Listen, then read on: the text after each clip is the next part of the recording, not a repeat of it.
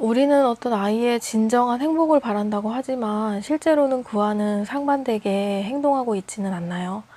예를 들면 사회가 원하는 그런 획일적인 인간상에 맞춰서 아이에게 무조건적인 성공을 강요하고 어려서부터 여러 학원에 보내면서 아이의 의지와는 상관없이 그런 고급 지식을 가르치고 그것이 진정으로 아이를 행복하게 하는 길인 것처럼 착각을 하면서 살아가고 있진 않은지 한번 되돌아보는 시간을 가져봤으면 좋겠어요.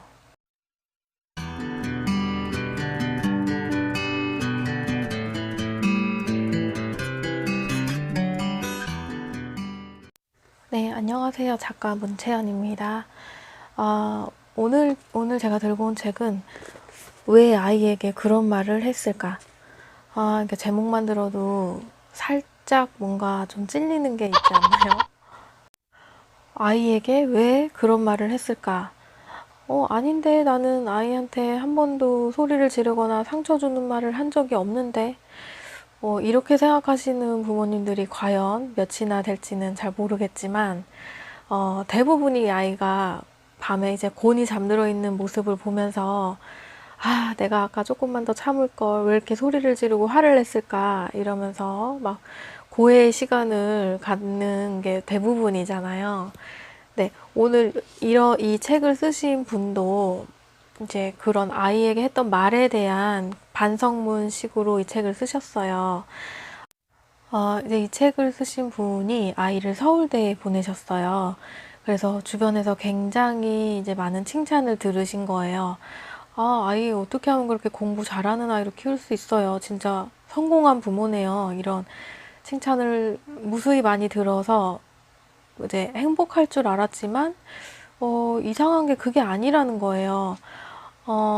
비록 아이가 대한민국에서 내노라 하는 그런 좋은 대학에 갔지만, 아이와의 그런 어떤 인간 대 인간으로서의 관계가 회복되지가 않았대요.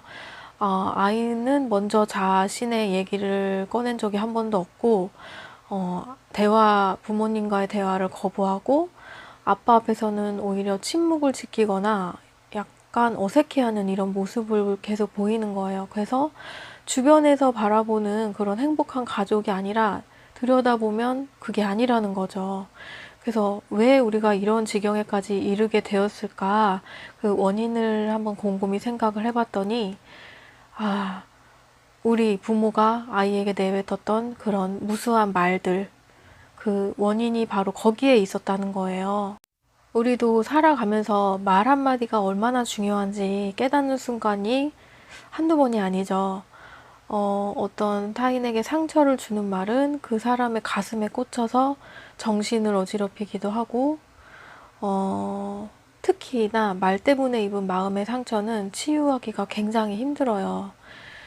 특히나 이제 부모와 자식 간의 관계에 있어서 무심코 내뱉었던 말들, 그런 게 다 잊혀지지 않고 아이에게 가슴에 새겨진다는 거예요. 그래서 이 책에서는 우리가 흔히 저지르는 말실수에 대한 그런 실패담을 담고 있는데, 목차만 봐도, 예를 들면, 별것도 아닌데 네가 양보해. 도대체 뭐가 부족해? 뭐가 부끄럽니? 씩씩하게 말을 해라. 슬퍼도 참아라. 감히 어디서 화를 내? 예의도 모르니? 막, 엄마 혼자 간다? 막 이런. 우리가 진짜 평소에 많이 쓰는 말들이 목차에 담아져 있어서 이게 딱 앞장만 넘겨도 막 뜨끔해요. 첫 번째로 보면 양보에 대한 건데, 우리 흔히 이제 놀이터 같은 데서 놀 때, 그네 보면 항상 줄을 서 있잖아요, 아이들이. 근데 보면 흔히 친구 줄 서 있으니까 네가 양보해라. 이렇게 얘기를 하거나, 아니면 이제 형제 자매가 있을 때 동생한테 양보를 해야지 이러면서 어른들이 무조건적인 양보를 아이에게 강요를 하게 돼요. 근데 물론 양보를 가르쳐야지 아이에게 이제 사회성을 높일 수 있다고 생각을 하죠. 그렇지만 어른이 결정하면 양보가 아니라 박탈이 된다는 거예요.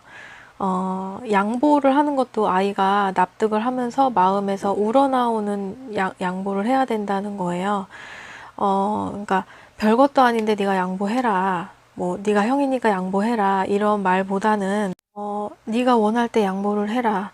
네가 원하지 않으면 양보하지 않아도 돼. 그래도 나쁜 아이가 아니야. 이렇게 먼저 가르치래요. 예를 들어서 그런데도 싸움이 생겼다면은 물론 어른들이 나서서 중재를 해야겠죠. 가위바위보를 해서 이긴 사람이 먼저 하게 한다던가 아니면 순서대로 이렇게 하게 하는 그런 규칙을 정해주면 되는데, 이제 무조건적으로 어른들이 나눠서 양보를 강요하는 것은 이제 나아가서 아이가 커서 어떤 자신의 정당한 권리까지도 포기하게 되는 상황에 이르게 된다는 거예요. 물론 배려와 양보는 인간이 갖춰야 할 기본적인 덕목이지만 그게 부모가 강요하는 것이 아니라 마음에서 우러나오는 배려와 양보여야 한다는 건데요. 욕심쟁이도 나쁘지만 양보쟁이도 좋지 않아요. 양보만큼이나 중요한 게 있다고 아이에게 알려줘야 합니다. 정당한 내 것, 그리고 간절히 원하는 것, 간절히 원하는 것은 포기할 이유가 없다고 말해주세요. 그렇죠. 요즘 보면은 이제 부모님들이 아이의 숙제를 막 무조건 도와준다거나 학교에 늦지 않게 하려고 세수, 양치, 막 밥 먹는 거 다, 옷 입는 것까지 다 해주잖아요. 그래서 아이들이 스스로 할 수 있는 게 하나도 없어요. 심지어는 놀이기구에서 그네나 뭐 시소 미끄럼틀이 얼마나 타고 싶겠어요, 아이가. 그런데도 막 양보를 하라고 강요를 하니까 아이는 진짜 내가 원하는 게 뭔지 나중에 그것마저도 모르게 된다는 거예요. 그래서 양보는 내 아이일지라도 부모가 강요할 수는 없다는 것. 무조건적인 양보보다는 어떤 공정한 규칙에 따라서 나 자신의 정당한 이익을 지켜낼 수 있는 방법을 알려주셔야 한다는 거예요.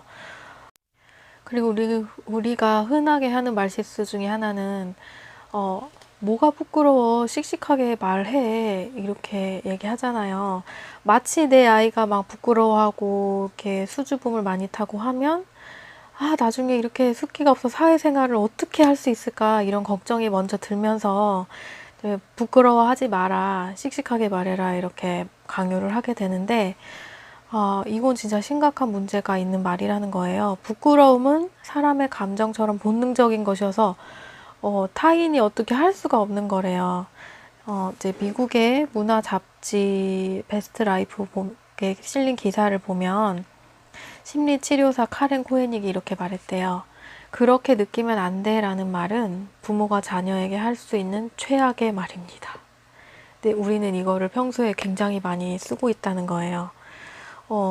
부끄러운 만큼이나 부모들이 싫어하는 게 아이가 뭔가를 두려워하는 거래요.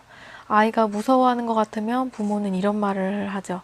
겁내지 마. 아무것도 아니야. 무서워하지 마. 바보같이. 아니, 아이가 부끄러워하거나 두려워하는데 왜 바보라는 말을 해야 되냐는 거예요. 어떻게 해야 될까요? 이럴 때는 부모가 그런 아이의 감정들을 인정해주면 됩니다. 부끄러워? 괜찮아. 부끄러워해도 돼. 무서워? 당연히 겁나지. 무서워해도 돼. 괜찮아. 엄마도 어렸을 때는 무서웠어. 부끄럽거나 무서워해도 된다고 허용하는 것입니다.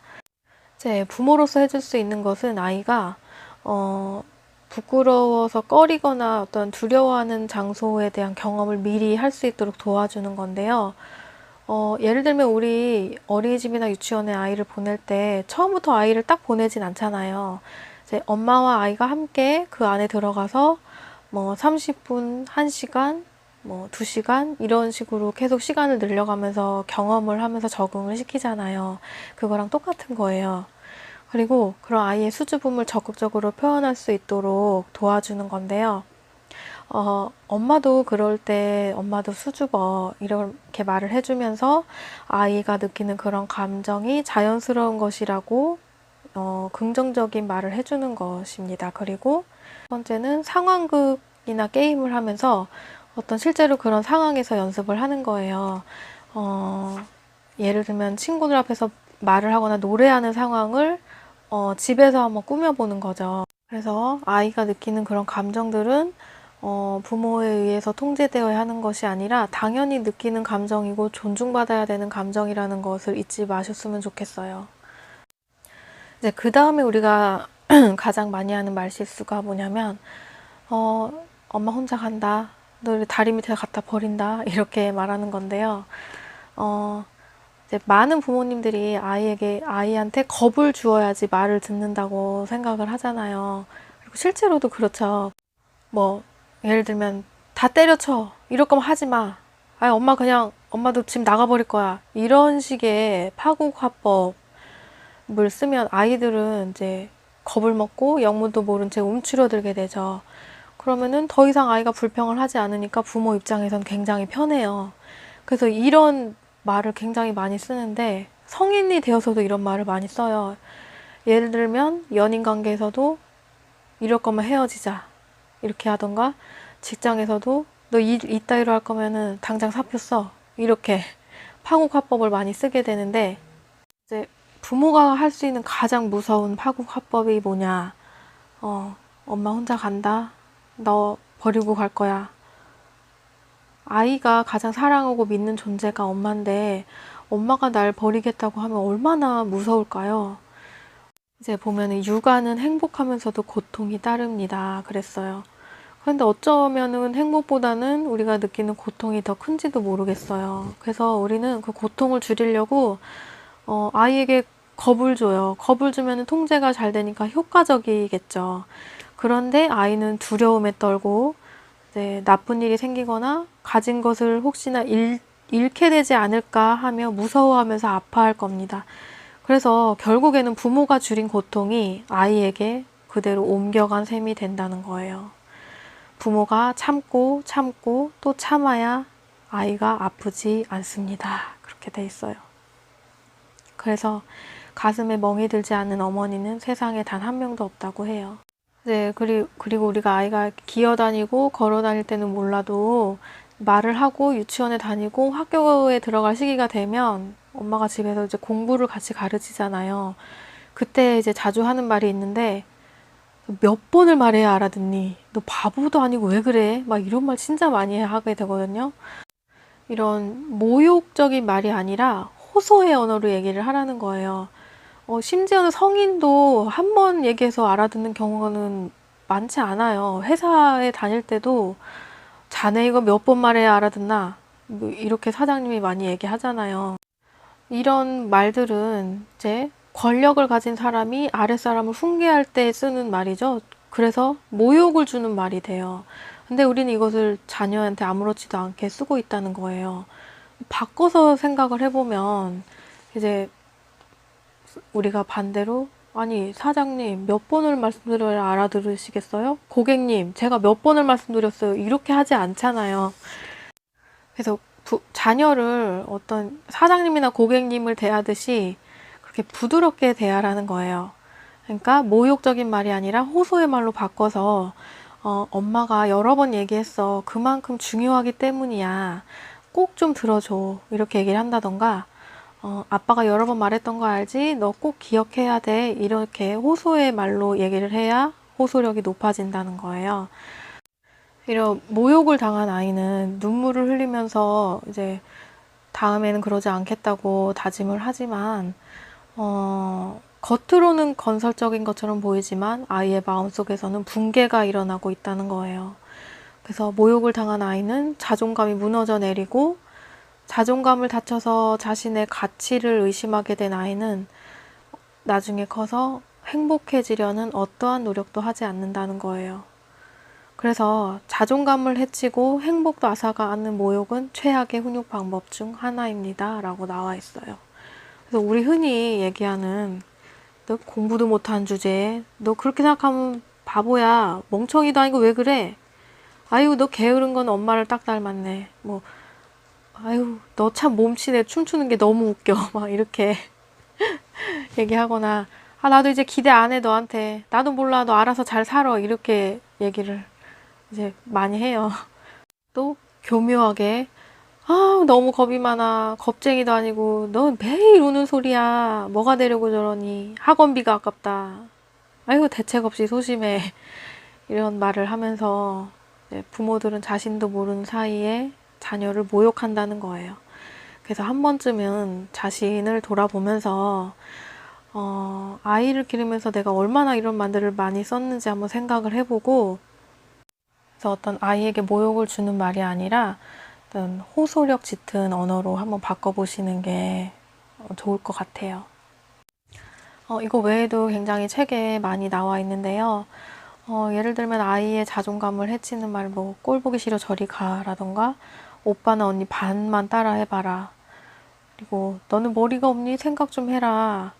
너 왜 이렇게 게으르니? 매일 늦잠 자고 맨날 인상 쓰고 이게 사람 방해야 돼지우리야? 막 이런 말도 굉장히 많이 하죠. 그리고 너 지금 왜 울어? 네가 뭘 잘못했다고 울어? 뭐 이런 말도 많이 하고요. 엄살 좀 부리지 마. 왜 이렇게 예민해? 이거 다 먹어야지. 굶주린 아이들이 얼마나 많은데 이런 얘기도 많이 하잖아요. 말 한마디에 천냥빛을 갚는다고 했어요. 특히나 아이가 사춘기 이전의 시기에는 모든 걸 흡수하고 그대로 받아들이고 이제 성장하는 시기인데, 이때 이제 부모님이 사랑과 어떤 그런 마음을 이해해주는 그런 진정한 마음의 깊이가 없다면, 당장에 나타나지 않더라도 아이가 사춘기 시기를 지나면서 그게 쌓이고 쌓였던 마음의 상처들이 폭발적으로 밖으로 분출된다는 거예요. 그래서 오늘 한번 이 책을 읽어보게 됐는데요. 그래서 우리도 한번 오늘부터라도 가족 안에서 가족들끼리 서로 상처 주는 말 하지 않고 좀 따뜻한 말, 서로를 인정해주는 말, 부드러운 말, 칭찬해주고 격려해주는 말, 좀 긍정적인 말을 많이 쓸 수 있는 한 주가 되었으면 좋겠습니다. 지금까지 시청해주셔서 감사드리고요. 진짜 날씨가 너무너무 더운데 저희가 유난히 더위를 많이 타서 진짜 너무 힘들지만 이제 다 같이 한번 긍정적인 마음으로 이 무더운 여름을 잘 이겨냈으면 좋겠어요. 다음 시간에 다시 찾아올게요. 시청해주셔서 감사합니다.